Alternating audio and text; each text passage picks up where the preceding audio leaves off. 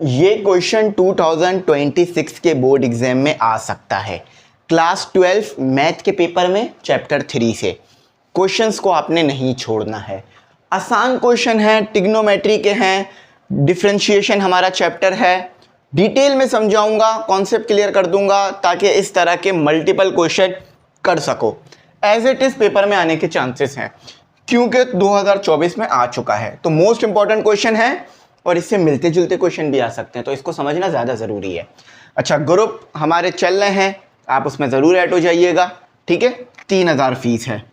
इस 3000 फीस में पूरे साल के लिए फीस होती है, एक ही बार देनी होती है। गैस पेपर का सॉल्व, नोट्स, लेक्चर, तमाम चीज़ें मिलेंगी। चलो आ जाओ, स्टार्ट करते हैं। अच्छा, सबसे पहले सोल्यूशन की हेडिंग मेंशन कर लो। आपके पास सवाल क्या है? सवाल ये है y is equal to x hyperbolic यानी tan हाइपरबोलिक इनवर्स 3x। सबसे पहले तो सवाल को ही रीराइट कर लेते हैं, x tan, ठीक है, 3x। अच्छा, अब एक बात याद रखना, ये x अलग वेरिएबल है, ये tan inverse hyperbolic, tan hyperbolic inverse 3x ये अलग वेरिएबल है। इस वेरिएबल को कह लेते हैं u, इस वेरिएबल को कह लेते हैं v। क्यों? क्योंकि देखो भाई, ये तो अलजेब्रा है ना, x तो अलजेब्रा है और tan हाइपरबोलिक इनवर्स 3x ये ट्रिग्नोमेट्री है। तो दो वेरिएबल दिए में याद रखना। अब जब दो वेरिएबल दिए में हो डिफरेंशिएशन में, ठीक है, दो वेरिएबल दिए हुए हो और दो वेरिएबल का आपने डेरिवेटिव लेना हो एक साथ, तो क्या करते हो? प्रोडक्ट रूल लगाते हो। यहां पर आओ, अभी याद आ जाएगा आपको। सबसे पहले हमने क्या करना है? डिफरेंशिएट करना है। वर्डिंग लिख लो, और अगर इस तरह से पेपर में किया आपको पूरे नंबर मिलेंगे। Differentiate with respect to x, क्योंकि x के रिस्पेक्ट से डिफरेंशिएट करना है, ठीक है। तो dy upon dx is equal to d upon dx x tan hyperbolic inverse 3x, ये आ गया आपका, ठीक है। ये क्या है? u, ये क्या है? v। आप चाहो तो x को v कह सकते हो, tan को u कह सकते हो। भाई दो चीज़ें आपस में मल्टीप्लाई हो रही हैं। फॉर एग्जांपल 3 मल्टीप्लाई बाय 2 करूँ या 2 मल्टीप्लाई बाय 3 करूँ, आंसर दोनों सिचुएशन में सेम आना है। तो यहाँ पर आपकी मर्जी है, x को u कह लो या tan को u कह लो। बात समझ आ गई? चलो अब इसको ज़रा देखो, फॉर्मूला कौन सा लगेगा? फॉर्मूला, अब ये फॉर्मूला कब लगता है? जब दो वेरिएबल मल्टीप्लाई हो रहे हो। ये एक अलग वेरिएबल है, ये एक अलग वेरिएबल है। तो d upon D X U V, इसको u कह लेते हैं, इसको v कह लेते हैं। तो क्या करते हैं? u का u एज इट इज लिखा रहेगा, v का derivative plus v as it is लिखा रहेगा, u का डेरिवेटिव। तो पहले क्या करना है? पहले हम, आप चाहो तो उल्टा भी कर सकते हो। देखो मैंने कहा ना, ये आपस में क्या हो रहे हैं? प्लस हो रहे हैं। ये आपस में प्रोडक्ट है, आगे पीछे लिखने से फर्क नहीं पड़ेगा, ठीक है। मैथ में कुछ चीजें आगे पीछे लिखने से फर्क नहीं पड़ता। For example 2 multiply by 3, 3 multiply by 2, एक ही बात है, सही है। तो हम पहले क्या कर लेते हैं? हम इसको कर लेते हैं, मर्जी है आपकी, मैं सिर्फ समझाने के लिए कर रहा हूँ। इसको कर लेते हैं v, इसको कर लेते हैं u, इसको कर लेते हैं u, इसको कर लेते हैं v। एक बात याद रखना, अगर u का डेरिवेटिव ले लिया है तो प्लस के बाद u का डेरिवेटिव नहीं होगा, अब v का डेरिवेटिव होगा। इस चीज को जरा दिमाग में बिठा लो। अगर आप सवाल सॉल्व कर रहे हो और v का डेरिवेटिव नहीं लिया, u का डेरिवेटिव ले लिया, फॉर्मूले में फिर प्लस लगने के बाद u का डेरिवेटिव नहीं होगा, अब v का होगा, सही है, क्योंकि पहले आपने u का ले लिया था डेरिवेटिव। बात समझ आ गई? आसान अल्फाजों में बात करी है मैंने। अच्छा, अब इसको लिख लेते हैं, dy upon D X equal to क्या मौजूद है? x क्या है आपके पास? u। तो सबसे पहले v लिख लो। v क्या है? tan। v को कुछ नहीं करना, v को एज इट इज लिखना है, v का कोई डेरिवेटिव नहीं होगा। और फिर बता रहा हूं, ये फॉर्मूला जब लगेगा जब दो वेरिएबल मल्टीप्लाई हो रहे हो। x अलग वेरिएबल है, tan अलग वेरिएबल है, 3x, ठीक है। ये एज इट इज लिख दिया मैंने। u का क्या करना है? डेरिवेटिव। देखो भाई, x का डेरिवेटिव हम सबको पता है 1 होता है। देखो u का डेरिवेटिव, चलो मैं डायरेक्ट नहीं करता ताकि समझ में आने में मुश्किल ना हो, ठीक है।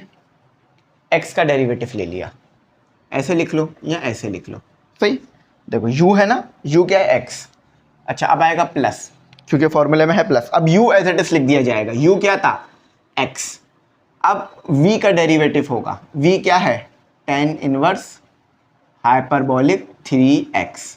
ठीक है, आसान था। अच्छा, अब इसको मजीद फर्दर सॉल्व कर लो। ये एज इट इज आ जाएगा, इसको कुछ नहीं कर सकते हम क्योंकि इसके साथ डेरिवेटिव नहीं है।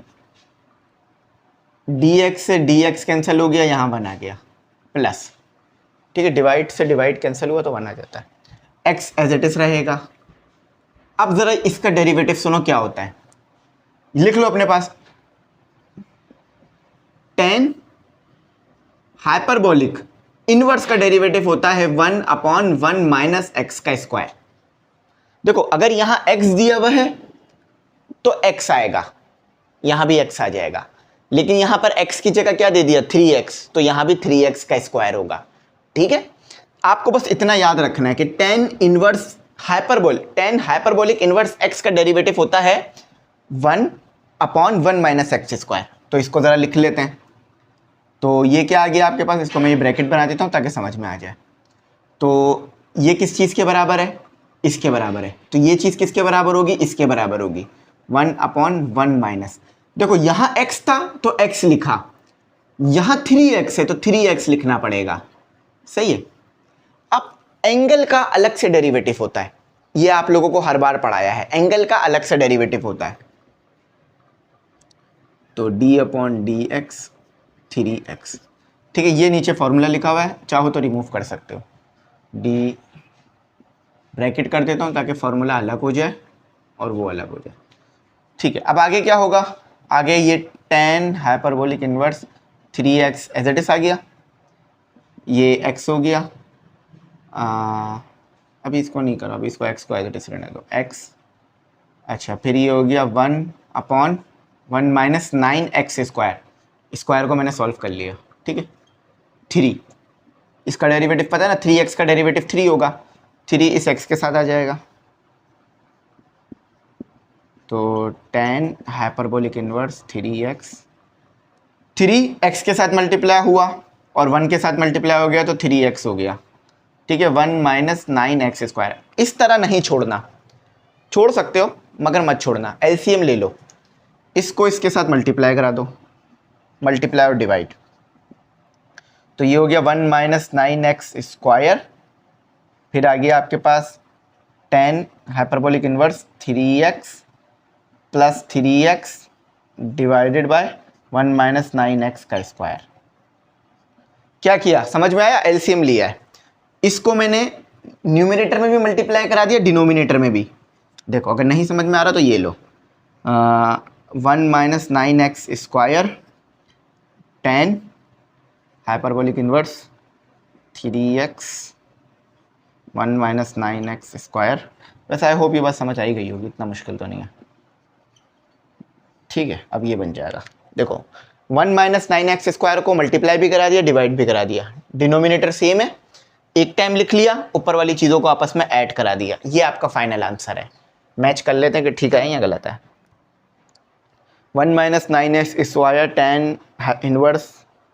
tan hyperbolic inverse 3x plus 3x, बिल्कुल सही है। समझ में आया, कोई चीज़ मुश्किल थी, नहीं होती तो बता देता। अब देखो यहाँ पर ज़रा ध्यान लगाओ, मैं करा रहा हूँ, ज़रा खुद वीडियो को रोको, ट्राई करो, कोशिश करो।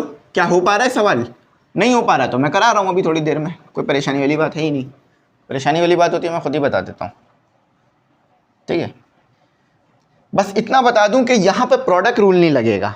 याद रखना ये जगह किस चीज़ की होती है, एंगल की, है ना। तो ये एंगल है, अब बात क्लियर हो गई होगी। ये जगह किस चीज़ की होती है, एंगल की, ये एंगल है। देखो ये x था, ये एंगल की जगह है। देखो ब्रैकेट में भी लिखा है उन्होंने, ताकि आपको समझ में आ जाए कि ये जगह एंगल की है, ये एंगल है। तो प्रोडक्ट का फॉर्मूला नहीं लगा देना क्योंकि ये एंगल है। क्या ट्रिग्नोमेट्री और एंगल को सॉल्व करने के लिए प्रोडक्ट का रूल लगाते हो, नहीं। समझो ये ऐसे लिखा हुआ है साइन थीटा, तो यहाँ थीटा की जगह मैंने ये लिख दिया साइन tan स्क्वायर थीटा। ये लो, क्या हो गई बात, थीटा की जगह मैंने ये लिख दिया, बस इसको दिमाग में रखना।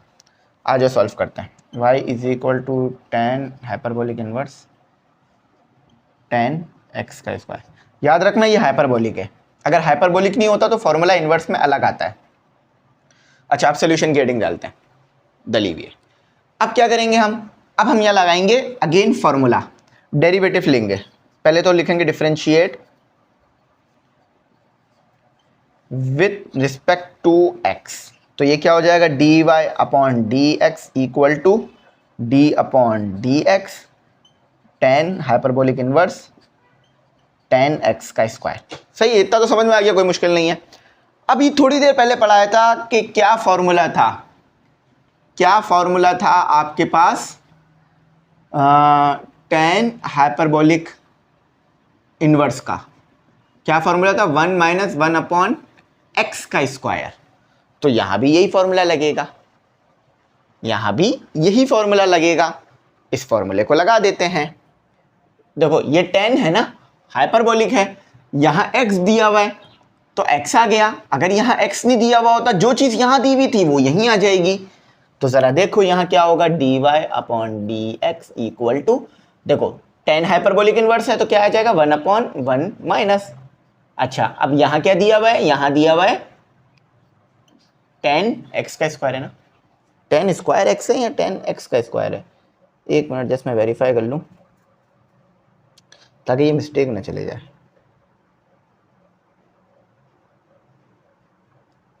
हाँ सही, 10 एक्स का स्क्वायर है, तो ये हो गया एक्स का स्क्वायर। अच्छा देखो यहां एक्स दिया हुआ था तो एक्स आया, यहां एंगल में 10 एक्स स्क्वायर दिया हुआ है तो 10 एक्स स्क्वायर आया, और स्क्वायर क्यों आएगा, क्योंकि एक्स पे भी स्क्वायर आएगा, इसलिए ऐसे हो गया।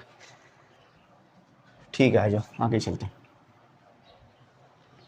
अब देखो ये तो D Y upon D X as it is आ गया। अच्छा, एंगल का अलग से डेरिवेटिव भी होता है, मैंने पहले भी पढ़ाई थी ये चीज। तो 10 एक्स का स्क्वायर ये एज इट इज आ गया। अच्छा अब इसको लिख लो, 1 माइनस 1 अपॉन 1 माइनस 10 एक्स का पावर 4। अब 10 को x की पावर 4 क्यों किया, नहीं बल्कि एक मिनट, अच्छा ये आई थिंक क्यूब है, स्क्वायर नहीं है, चलो अच्छा समझ में आ गया, क्यूब है ये, स्क्वायर नहीं है। हम बार बार स्क्वायर लिख रहे, हम नहीं, मैं, ये स्क्वायर है। ठीक है, ये फोन नहीं होगा, ज़रा समझो, ये स्क्वायर है, ये इस x के साथ सॉल्व नहीं होगा, 10 के साथ सॉल्व होगा, तो ये 10 स्क्वायर हो जाएगा और क्यूब यहाँ आ जाएगा। बात समझ आई। देखो जब भी होल पर स्क्वायर होता है ना टिग्नोमेट्री पे, तो वो एंगल के साथ नहीं आता, 10 पर आता है। ज़रा बात समझो, साइन x और होल का स्क्वायर, तो ये क्या होगा, साइन स्क्वायर एक्स स्क्वायर, नहीं ऐसे नहीं होगा, एंगल के साथ कुछ नहीं करोगे आप, एंगल एंगल ही रहेगा, जस्ट ये स्क्वायर साइन पर आएगा। तो यहां भी तो यही किया, स्क्वायर था ना, तो स्क्वायर 10 पर आएगा ना कि 6 पर आएगा। ठीक है, अब देखो ये 10 का डेरिवेटिव क्या होता है, हमने पढ़ा था सेक स्क्वायर एक्स। अच्छा अब देखो यहां x नहीं है, x का क्यूब है, तो यहां भी x का क्यूब आ जाएगा। एंगल का अलग से डेरिवेटिव होगा, एंगल क्या है, x का क्यूब। देखो यहां समझो, ये बात तो सबको पता है, सारे बच्चों को ये बात पता है कि 10x का डेरिवेटिव होता है सेक स्क्वायर x। ठीक है, ये बात सबको पता है, derivative of 10x equal to sec square x। तो देखो मैंने सेक स्क्वायर x लिख दिया, अब यहां क्यूब होता तो यहां भी क्यूब आ जाता, तो देखो यहां क्यूब था तो यहां भी क्यूब आ गया। एंगल का अलग से डेरिवेटिव होता है, तो एंगल का यहां भी अलग से डेरिवेटिव होगा। समझ गए, सही। एंगल 1 होता है ना, जैसे देखो यहां अगर एंगल 1 होगा तो नहीं लिखा जाता, क्यों, क्योंकि ये dx कैंसिल हो जाता है, तो ये चीज दोबारा आ जाती है। जब एंगल x के अलावा होता है ना, x से बड़ा होता है, फॉर एग्जाम्पल x की पावर स्क्वायर या क्यूब, तो फिर अलग से लिखना पड़ता है डेरिवेटिव दिखाने के लिए।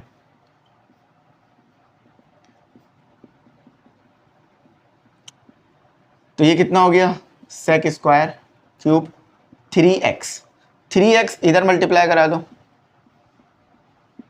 तो 3x सेक स्क्वायर और फिर ये क्यूब और 1 माइनस 10 स्क्वायर और ये फिर क्यूब, ये फाइनल आंसर है, इससे आगे जाने की ज़रूरत नहीं है।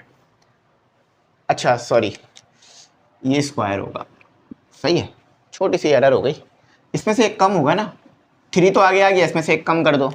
अब फाइनल है 3x square sec square x cube 1 minus 10 square x cube. ये बिल्कुल फाइनल आंसर है। बस एक जगह एरर हो गई थी कि इसे स्क्वायर लिख दिया था और यहाँ पर ये रह गया था, क्योंकि देखो भाई ये काफ़ी ज़्यादा इसमें वो होती हैं टर्म्स, तो फिर थोड़ा बहुत रह जाता है। लेकिन अगर सही से दिमाग लगा के करोगे तो कोई मसला नहीं होगा। यही तक रखते हैं, उम्मीद करता हूँ समझ में आया होगा। ज़्यादा मुश्किल हो तो मैं खुद बता देता, नहीं समझ में आया ये बात तो पूछ लेना, बता दूंगा। Thanks for watching. अल्लाह हाफिज़। कीमती दुआ में ज़रूर याद रखना।